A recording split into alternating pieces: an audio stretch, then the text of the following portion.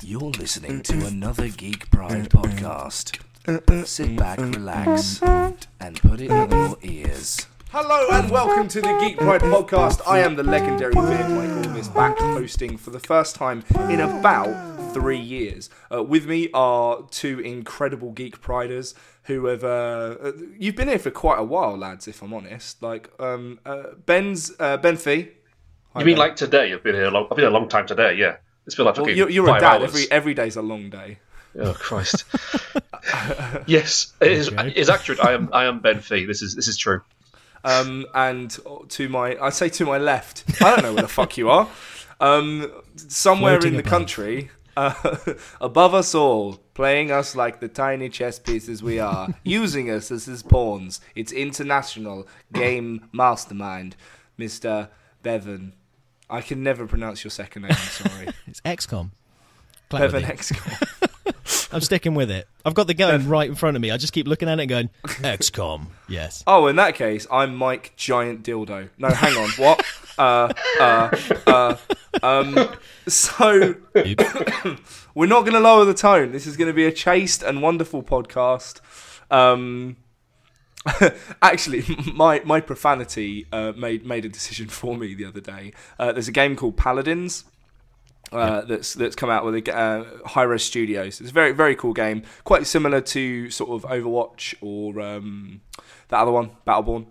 But like hella fun. It's free to play and it's brilliant. It's coming to consoles soon. But they're having a special streamer day on this coming Monday, and it's like, if you stream Paladins between a certain time, if you're good and they've seen you around, then they will kind of host you on their channel, and you'll get like a whole influx of new viewers and stuff, and they'll give you codes to give away and prizes and stuff, which is really, really cool. But then I started reading the terms and conditions. It's like, keep it age appropriate, and I'm there just going like, fuck you, I'm a tree, I'm gonna rape your mama. Like, I get so angry. I regularly stream Paladins on a Tuesday for another website. But it's just like, yeah, I'm very angry a lot of the time. Like, this Pixie is fucking bullshit. I'm gonna fucking ram a cock down her throat. I'll kill all of you. Like, I just get really angry. So I'm northern by the sounds of it. It's probably best not. Yeah. The anger in me is northern, like a northern Hulk. Did you know the Hulk once held up a mountain because he was mad at it? Like, that's a true story. It's not a true story because it didn't actually happen, but in the realms of comic book canon, when they went to Battle World, when Galactus first rocked up and just took a load of random peeps who went and they all went, "We'll attack Galactus," and Galactus went, "I can't even feel you." Like, it was like you know, it was like when you're a teenager and you have sex for the first time. They can't even feel it. So yeah, it's that's happened to all of us, right? That's just how it works. Well, yeah? I'm just watching the tone slowly darken. My vision is dimming. How dare you? It's the darkest timeline. 2016 is the darkest timeline. I want to talk about that in a minute as well. But yeah, like so basically, Galactus does some bullshit, and a mountain drops on all our heroes. You've got like the Fantastic Four and I think Spider-Man's there. It's where Spider-Man gets the black suit, I believe. Secret War. I believe that's where he gets the black suit for the first time. That sounds right, yeah. Yeah, and yeah, they just mountain fucking drops, and Hulk just goes, "No!" and just holds the mountain up all night, just going, "Ah, no!" And it's just yeah, it's fantastic. I'm a big fan of winning just by anger. Like, if there were anger powered jetpacks, I'd get around everywhere so fast. You'd just be constantly naked because your clothes would just blast off as you come along the countryside. Well, I mean, I'm constantly naked anyway. I can't find clothes that will fit the job. But yeah, it's just the job. Yeah. Yeah, but like, just imagine jetpacks that were powered by like just angry screaming. So you're like, oh, I think Bevan's coming in. You just hear, and then you just land. Oh, lads, how's it been? Yeah, I've gone off on a massive tangent. Sorry, I've been asleep. As I explained before the podcast, I had a migraine, I slept, and now I can see the future. So that's my life. So the typical structure of this podcast that we've so rapidly deviated from is usually the guests bring to the forefront, something they've spotted in the news. I know Bevan's on a bit of a downer with the news, so we'll start with Bevan. Yeah, so my downer. So a few weeks ago, the biggest board gaming convention in the Europe bit. In the Europe? The Europe bit? We're not part... Well, okay, we're still part of EU. Okay, so the biggest one in Europe is the Essen Spiel over in Essen, Germany. Doesn't that mean eat games? Sorry? Doesn't that mean eat games? Spiel means games, yeah, and Essen, I believe, means eat or food? Yeah. Yeah. Eat the games. We're going to eat games. Eat them. Breathe them. It's quite aggressive. Like, German is quite aggressive as a language, I found. Right, that's why I went for... It's why I don't fuck off. Yeah, right. I'm doing a bit. Right. Yeah, like when I got to choose my options for language, I went with French because I have legitimately pulled by saying ta mère ressemble en vache, which means your mother looks like a cow. Oh, for real? Yeah. She was just like, oh, I really like people who can speak like other languages, and I was like, well, actually, I'm fluent in French. She's like, no, you're not. And so I went up close to her, gave her a colour and whispered in, and I was like, ta mère ressemble en vache, and she was like, fuck yeah, it was good times. But like German, you could try and chat someone up, but you're like, was ist dein Telefonnummer? And so they're just going to give you your wallet and run away. Like, German's terrifying. So you went to the Eat Games Festival. No, I didn't go. I unfortunately had to miss it, but there was some really big news coming out of it. So the show itself has been getting bigger and bigger each year, more halls opening up, more vendors turning up, more customers turning up. Is that where the award comes from? Sorry to interrupt you. Is that where the award comes from? There's a German game award. Yeah, the Spieletage. Yeah, the Kennerspiel. Yeah. What game won it? I've got a couple of board games that have won it. Xantons has won it in the past. Oh, this year was probably Codenames. Takenoko, possibly. And King of Tokyo. I'm not sure actually. King of Tokyo would be a good candidate. I don't want to run downstairs and go to my game and go. I can confirm, but it's a big. Is that where the award comes from? That festival. That's where the award is given. Yes. Oh, cool. So, cool. Sorry, as you were. As I was. Yeah. So big long silence as I recollect my thoughts. Sorry. No, it's actually me just scrolling through this news article again. So basically, it's getting bigger and bigger, and unfortunately, that starts then to attract a certain kind of person. You know, the kind of person Perverts. that you'd sort of go, oh, he's Wrong'uns. a bit dodgy, a bit sketchy. Yeah, wrong'un, yeah. So, I know what you're talking about. Yeah, okay, cool. Okay, so Carry on. So a couple of companies there, the biggest name of which was Luda Creations, had their cash boxes stolen whilst at the show itself. Now, Luda Creations, rather than letting this get them down, have since the show was actually still running, they managed to design, playtest, and put together a Kickstarter for a new game called Steal This Game. Yeah, and they managed to get some big names involved. Like they got Rado to do the run through. Let me have a quick scroll through here. Who was the designer? Oh, it doesn't matter. Anyway, the Kickstarter was running, and it absolutely exploded, and it basically made Luda Creations back all of their money. And what they did was they tied that into copies of their own games. So you were getting Essen Price, I believe, Essen Price games for each of your pledge levels, plus a copy of this Steal This Game, which they are still improving upon as the campaign goes along. I think the campaign might have finished. Let's have a look.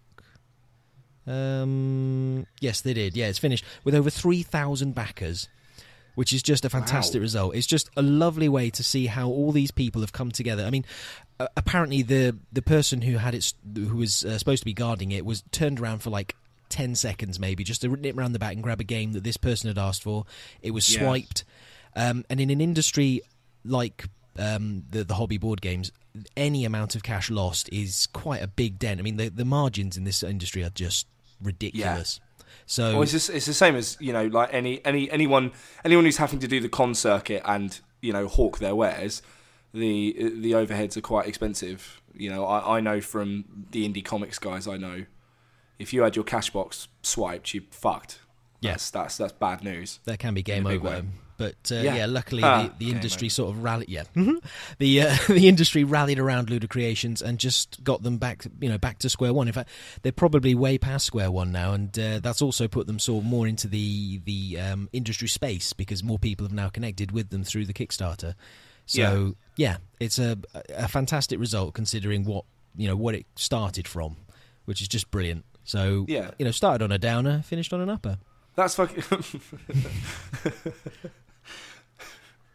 No, it's all right. It's fine. It's my childish brain.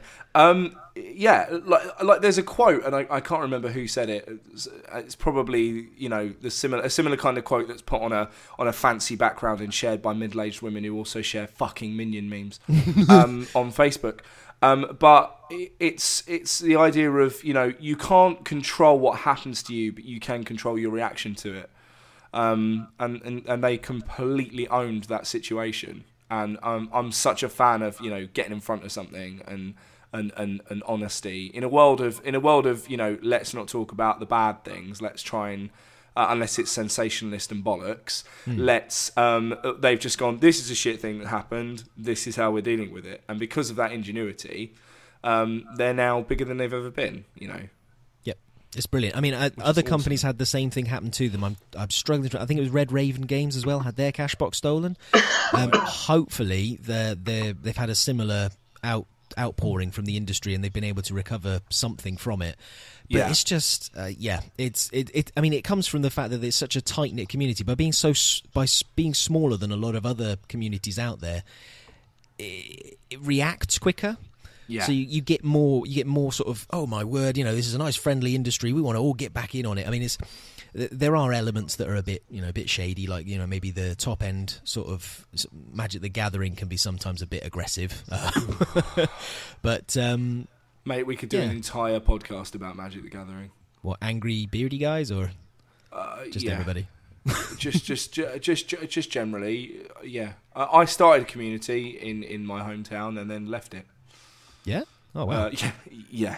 Toxic community. There was something it's something I'm probably going to talk about on Gentlemanly Chats. So if you enjoy the ramblings of me and several of these other guys, I've got to get a couple of you guys on Gentlemanly Chats as well. Because now we can do it over Skype. I can just grab you, grab you and do it. Yes, cool. Ben, you've been very quiet.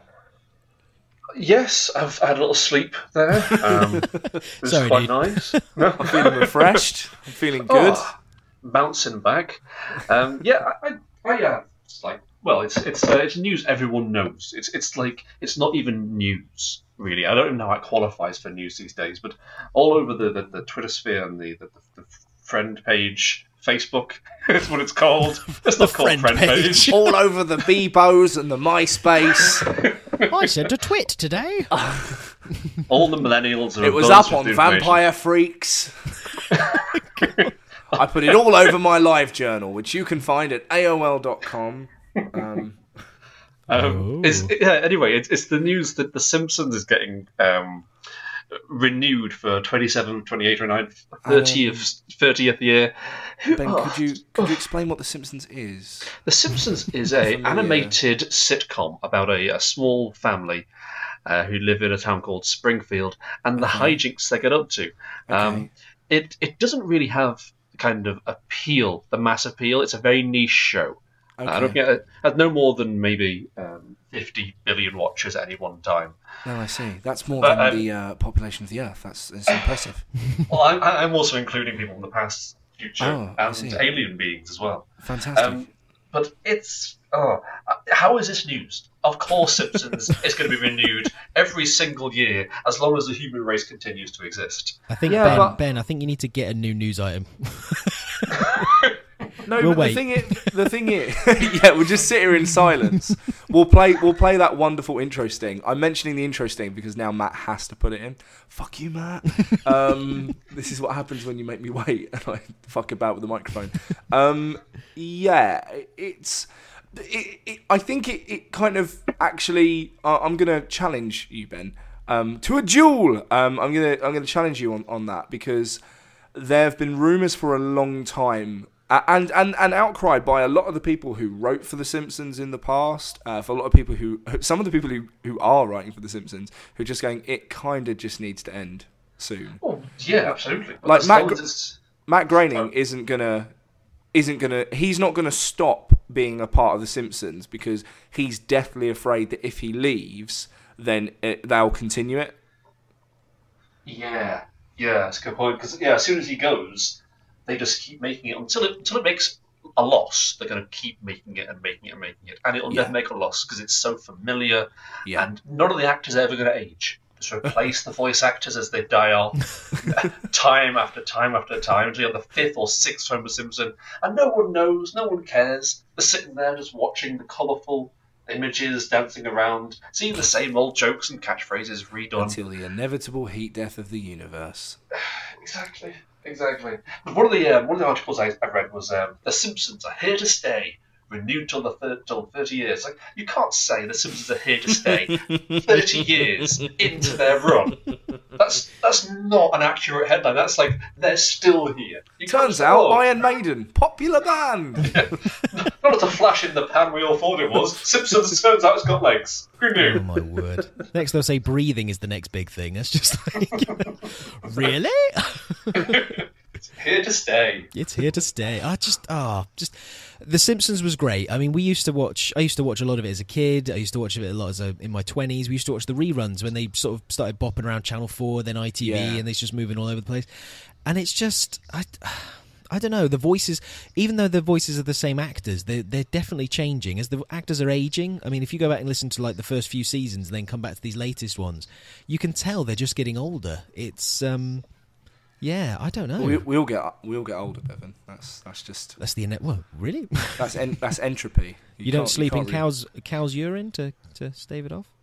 Is that what you do? I sleep in cow's urine, but it's not to stave off aging. Oh, right. That's a story for another time. Explains why I've got no friends either.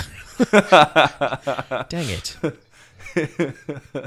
Is that why the indie board game community welcomed you with open arms? I just sit in this... Well, you can't smell any worse than the Magic the Gathering lot, so in you come. Brings it back. Yeah, I fucking went there.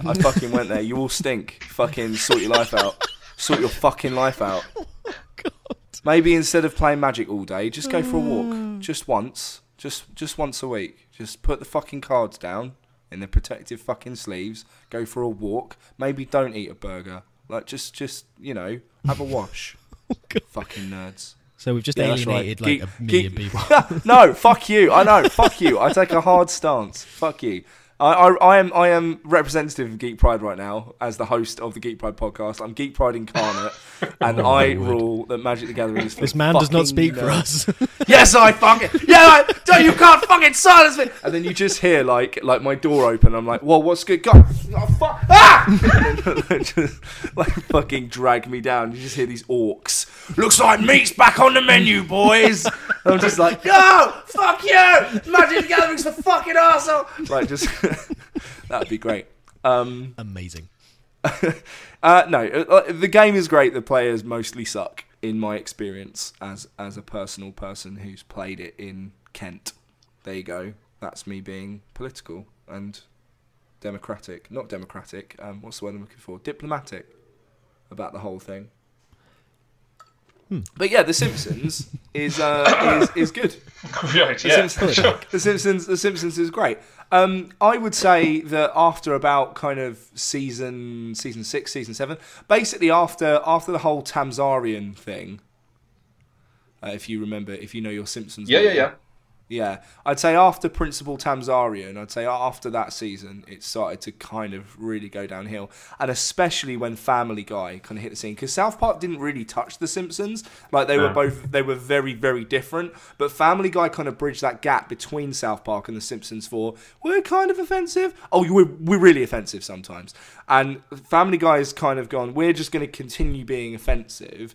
South Park has become incredible. I don't know if you've been watching the last season, but season 20 of South Park is fucking amazing. No. Like, it's really, really clever. Really, really clever. Yeah, just right on the fucking pulse of what's going on. in the world at the moment. You're just like, Jesus Christ, these Matt and Trey are fucking geniuses.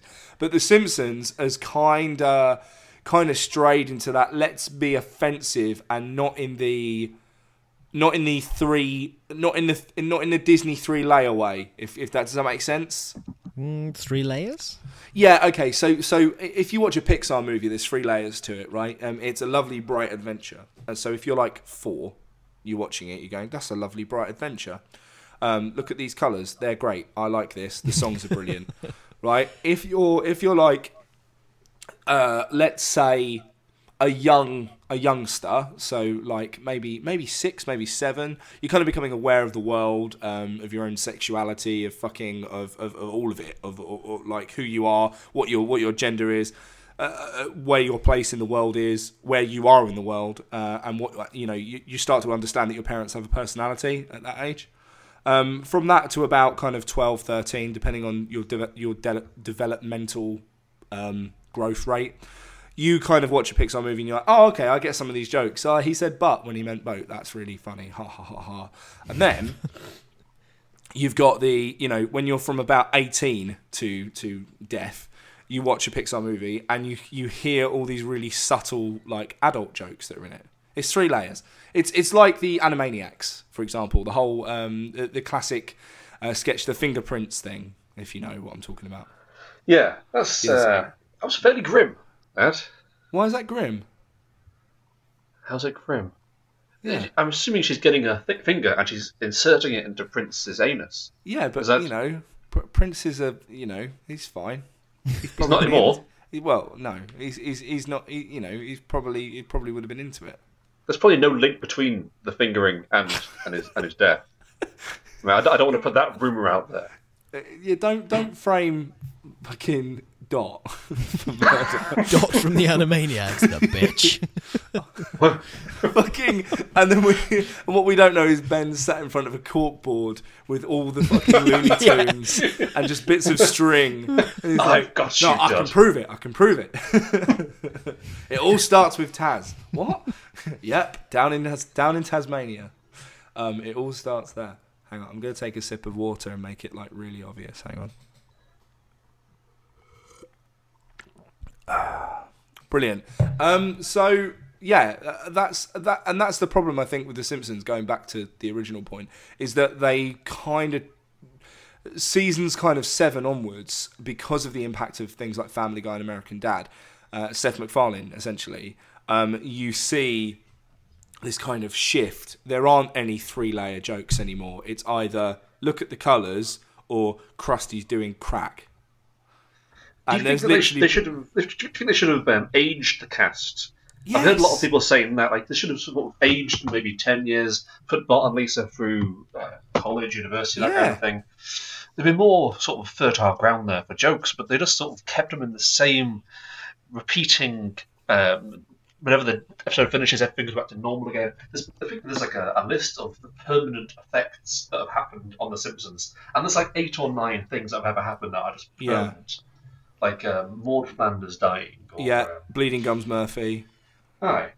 Very, very rarely does anything happen that affects the show permanently. Yeah. But I think that's why a certain kind of person still watches it. They'll just sit there because it's familiar. They know exactly what Homer's going to say when he bangs his head. They know what Bart's going to try and get into. There's no surprises in The Simpsons. Yeah. It's become this bland, regurgitated slop that they eat once a week. Yeah.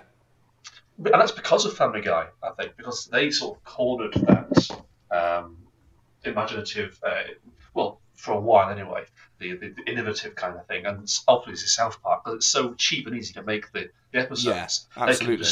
They can turn it over in a day or two. So they can say, okay, something's happened yesterday, we're going to show about it on Thursday. So they can really turn things out and be very topical. Whereas Simpsons, obviously, they can't do that. It's all computerized. It takes a while to write. Like the 20 writers they have. Yeah. How many is there? So, Simpsons kind of had to find the new niche, and that appears to have just been, this is comfortable, let's just gurge out the same old shit every week. Like a pair of Homer Simpson's trousers. It's roomy and comfortable. I wonder where you were going with that. Thanks to Family Guy though, you did see a sort of an uptick in adult cartoons, and I don't mean like porn. Shows like American Dad, Brickleberry, F is for Family, BoJack Horseman, and Rick and Morty. Hey! He effortlessly segued in. That's Bevan, amazing. you have finished Rick and Morty. I have. And where is season 3? Please hurry up. Fuck you. No, fuck you. Live my pain. Fucking live my pain. No, I don't want to. It's been a year. It's been a fucking year. So Ben, are there any like kind of crowning moments from Rick and Morty that you are kind of you feel affinity with, or that really kind of hit you or struck you? Yeah, I mean, there's an episode that I can watch just over and over and over again, and it is, I can't remember the titles of them. It's the one called the Imaginary Friends, the little the Meeseeks. No, the one with okay, the Photoraptor, Mr. Poopy Butthole. Photoraptor, Pencil Vesta, Mr. Poopy Butthole. That one, at the end of that, just to completely spoil it. So the idea is all these little aliens coming into the house, and they're sort of manifesting as imaginary creatures and friends and people from their pasts who never existed, but are inserting memories into their heads to make them think they did, and they want to go out into the world and take over the entire world. But Rick's shut them down in the house. They keep coming up and keep spreading and spreading, and they have to work out who is real and who is not real. There's two moments in there. The first one is when Rick just sort of gives up and says, "You know what, Morty? Just fucking shoot me. You've always been a piece of shit. Nothing but bad memories of you. Just shoot me in the head." And that's when Morty realizes that these creatures can only create good memories, and it turns around. But at the end, they kill them all, and then they're having a tea. And this little poopy butthole, this little guy, this little yellow banana man, just suddenly goes, "Oh, sure, Rick, we sure got them all," and he just gets shot, and he's not an alien, he's a real creature, and he's there on the wall, bleeding, and he's, hooey, and then, what's the one called? What she's called? Beth. Beth. She's in the kitchen then, her hand shaking, and she's pouring a glass of wine, and she's just completely destroyed by it. And then there's the after credits moment, when he's at rehab after being shot on this little rehabilitation bars, and they're there watching from the window and looking at this. He says he's sorry that you have no bad memories about him. You just see he destroys them completely. It's such a killer. It's the way that the writers will happily just smash your emotions with hammers, fucking beat the shit out of your emotions, and laugh while they're doing it. It's like, oh, you have feelings, do you? Ha! Fuck your feelings. Yeah. I've said this time and time again. Rick and Morty is for broken people, and I am very much put my hand up. Like, I am a broken man. That fucking makes me howl. Like that black sort of humour is fucking it's top notch. Love it. It's a nihilist, isn't it? It's a nihilist. Yeah, it's exactly it. Yeah. Which is really, I mean, just the idea. Sorry. So no, go. Yeah. I was going to say just the idea that the idea that the only reason they could figure out who was the real people was through the fact that they'd gone through painful experiences with them. Yeah. And you just think, whoa. Yeah. It's just, so life is pain, and oh my god. Yeah.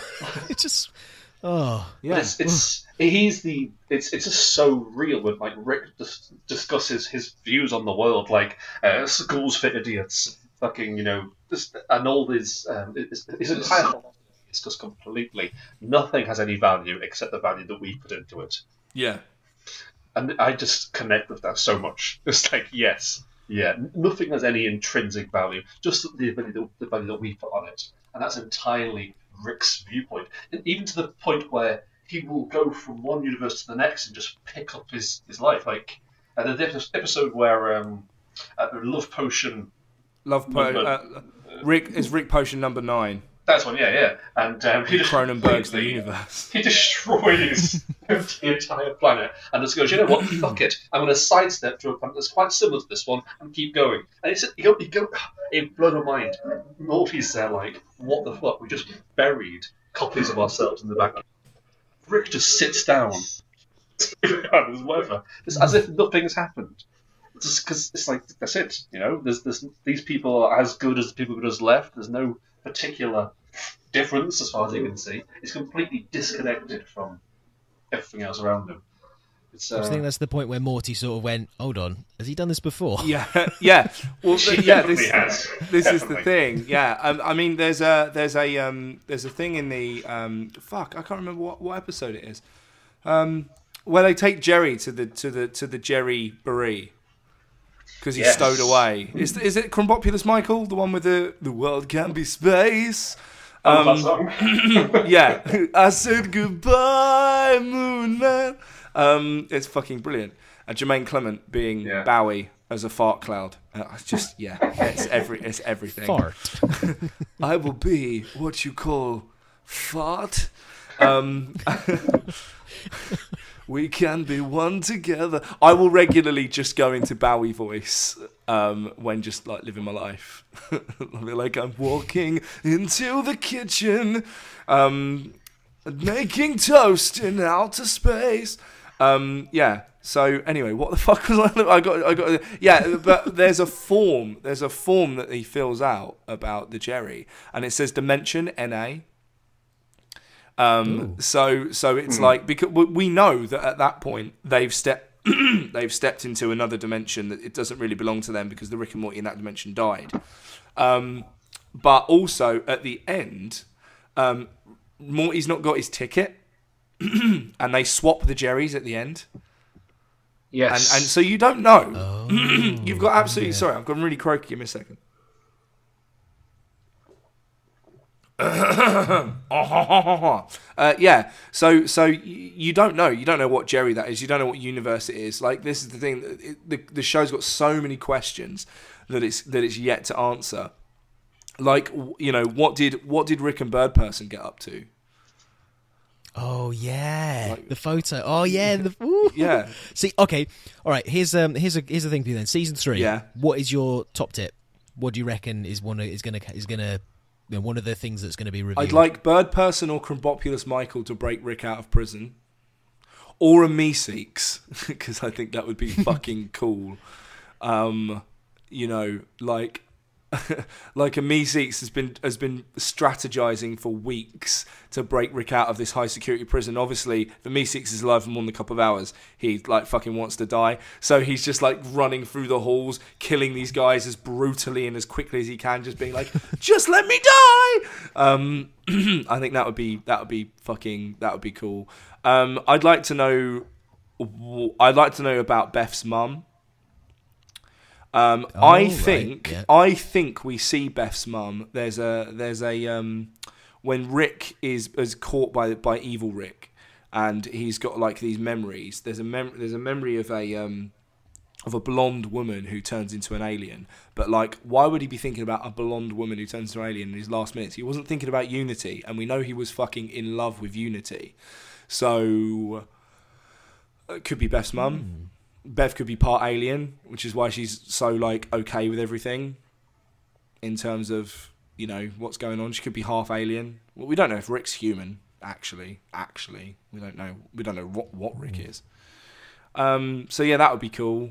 I'd like to see Tammy brought to fucking justice. fucking Tammy. Oh. Yeah, exactly. Do you know what I like to eat? Don't be gross, Tammy. So just going back to the if you'll permit me an indulgence, and then we'll move on. I wrote a poem way back in April, and there's a bit of sexy stuff in it, but it was about a theory about how we gained knowledge that I thought was quite, because I've been watching a lot of Rick and Morty, and I was in kind of I was in quite a good place, but I was kind of like embracing nihilism. So if you'll permit me, I'd like to read it, if that's okay. No, Go for it. it's really not okay. This is awful. Can't believe we're here at this point. Okay, so this is available on my YouTube channel. So if you want to look up Mike Orvis music, it's called Of Smoke and Sins. So you can just like listen to it on YouTube if you want to. But here's a slightly different version of it because I'll be reading it differently. There's a theory flying round the tree of knowledge. That tree of ancient prophecy was actually a mushroom, psychedelic in property.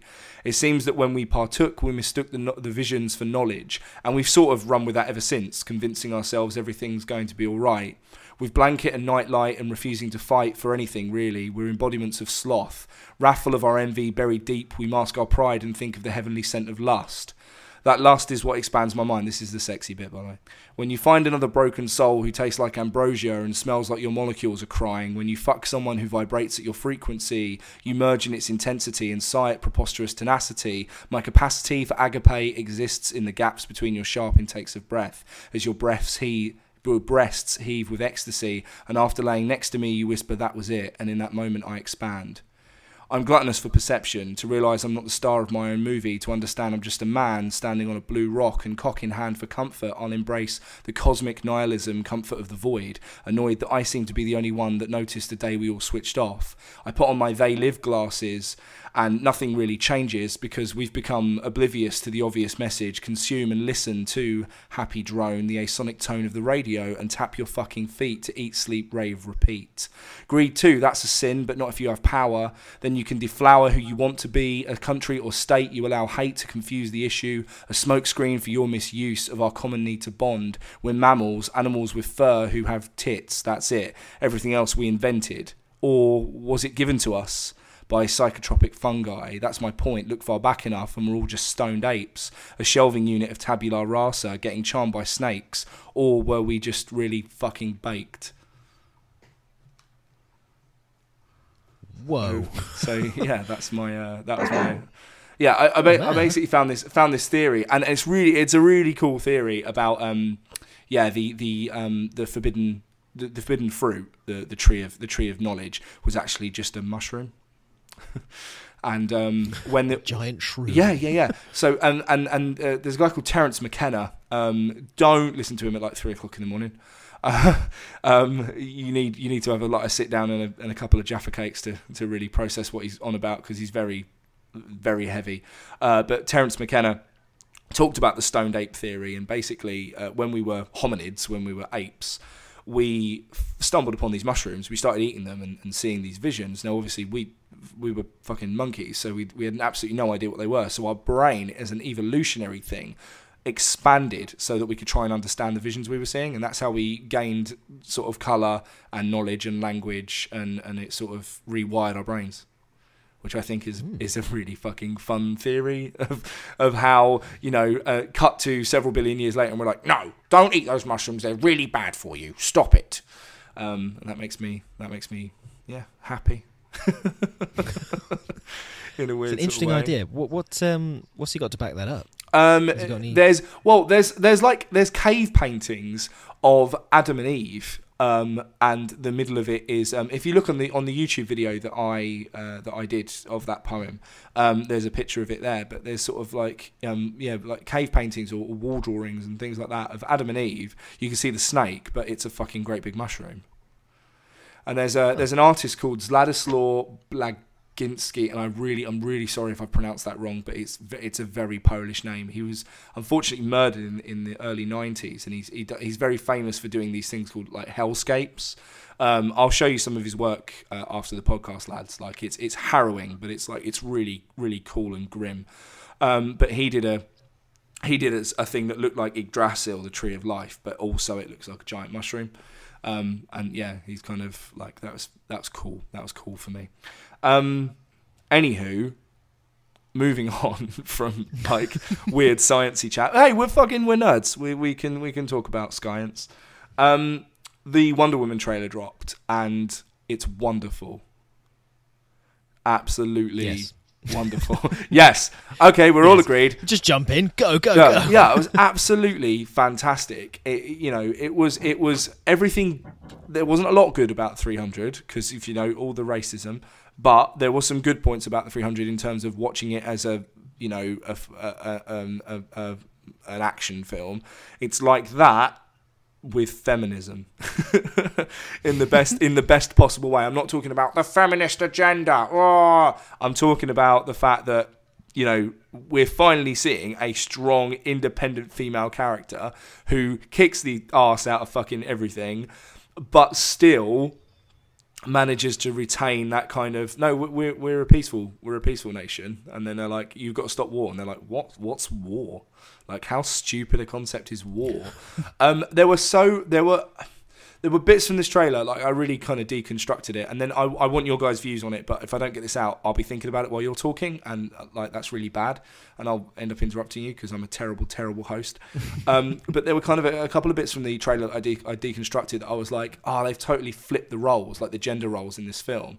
So Diana goes charging into battle, and you see Chris Pine, who looks like a Thunderbirds puppet, screaming, "Diana!" like that. Now, in every other action movie you've ever seen, it's always the female character going like Dwayne or fucking whoever, Jason Statham's playing at that point.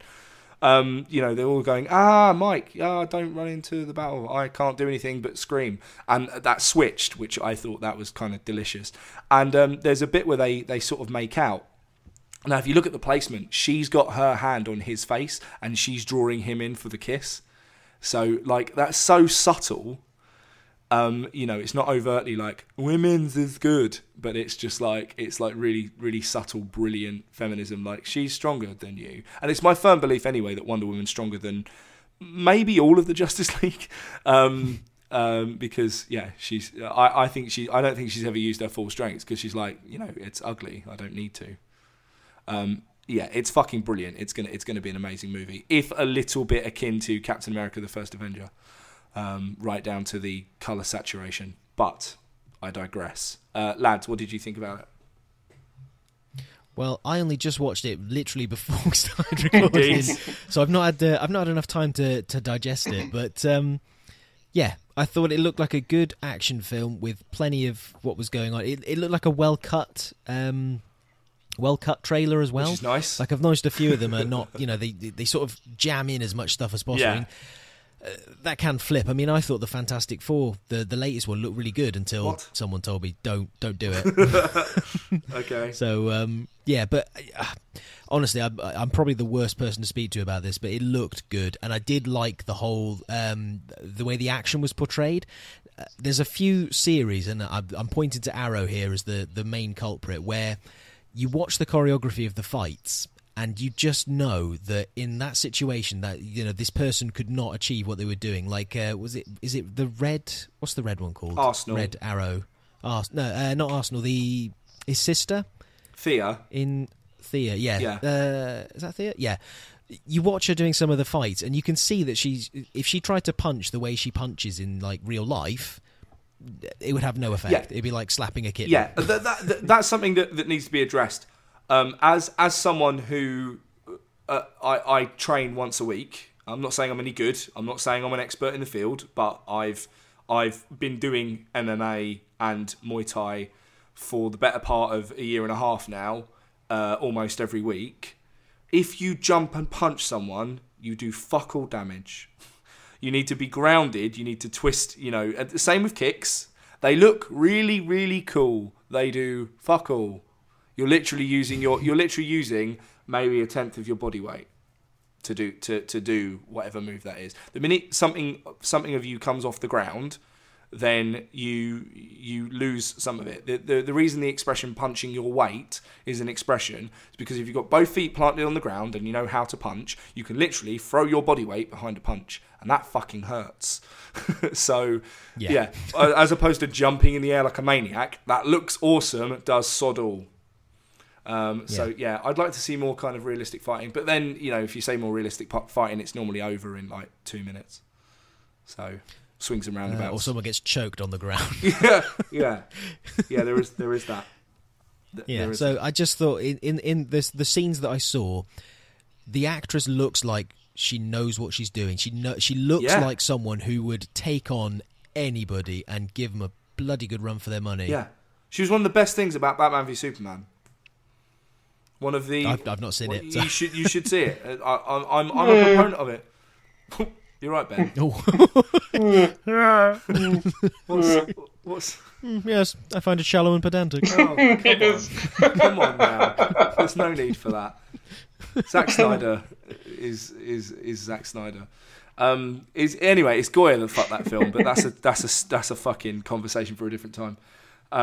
It is definitely David Goyer that fucked that film. I rate Zack as a director. I don't think Man of Steel was too bad at all. Again, I think the writing was the problem in Man of Steel. And the colour, all right, I'll admit, it needed to be a little less Instagram filter.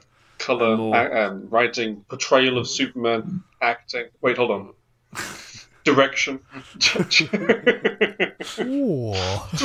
Hey, you didn't come out with any of this bullshit when we were talking about Man of Steel in the As of Yet I Can't Tell Anyone About It podcast that we're doing for Geek Pride. You didn't come out with any of this then, when there was an opportunity to discuss. I was being constructive.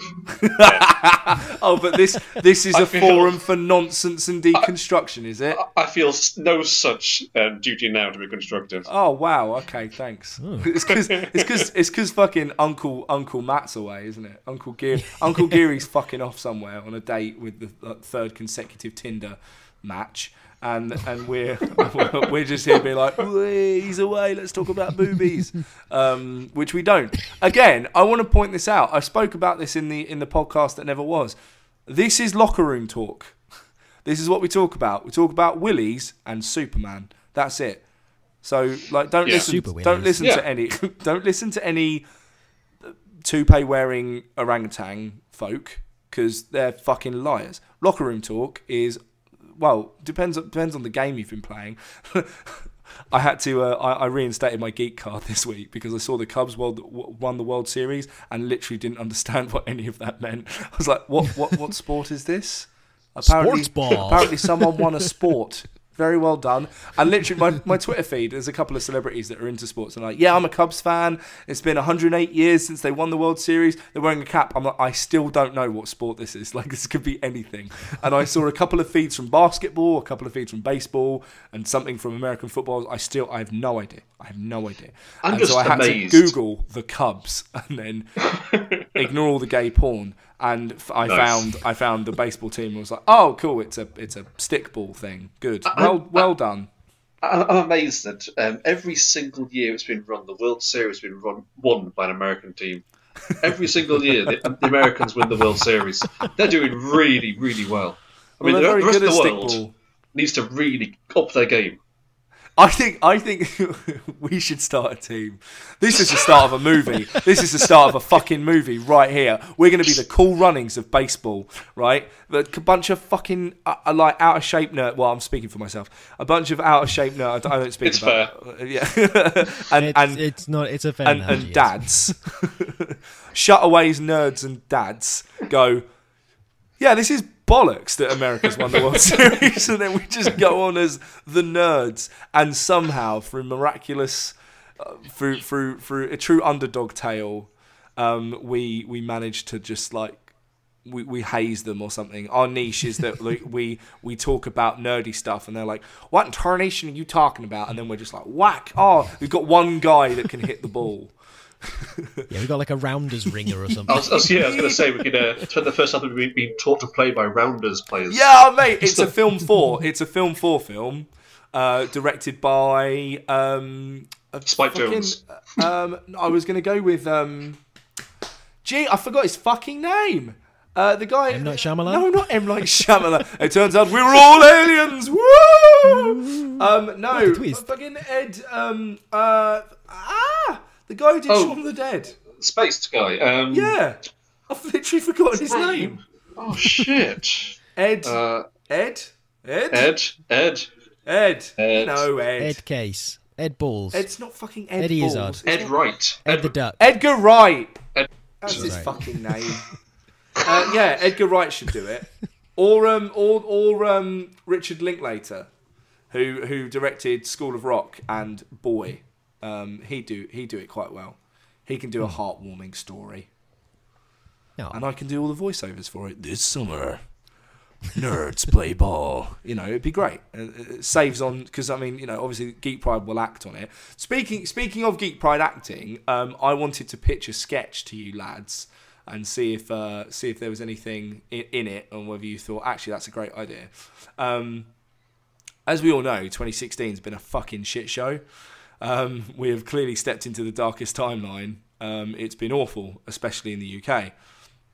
If you don't believe me, try and exchange the pound for anything. It comes to something when chocolate money is worth more than a pound. So anyway, I wouldn't say especially in the UK. I mean, yeah, it's pretty bad, but I'm fairly sure our lives are pretty damn sweet compared to someone like in the hurricane-torn islands or America or somewhere like that. Right, yeah. I mean, we've all got our arms. We're all white and privileged, and we're all overweight because we've got more food than we need. But the point I'm trying to make is, emotionally, it's quite a sad time. And what I wanted to do was have 20. So basically, the setting is you're in an office, and a guy's in a suit, and he steps into the office, and he's got 2016 written across his forehead, and he's like, 2016, yes, sit down, it's time for your end of year review, and like this middle manager kind of guy. Is looking through this. He's like, let me just get your file, and it's like this fucking ledger, like a massive thing. He's like funning through, and 2016 is really like just kind of nervous and a bit like, oh yeah, that kind of feel, you know, like Bill Bailey in Black Book's kind of, oh well, it's all right, you know, that kind of thing. And so he's like, well, it's not been a strong year for you, has it? 2016. Let's be honest. And he's like, yeah, well, I admit a couple of mistakes were made. You killed David Bowie.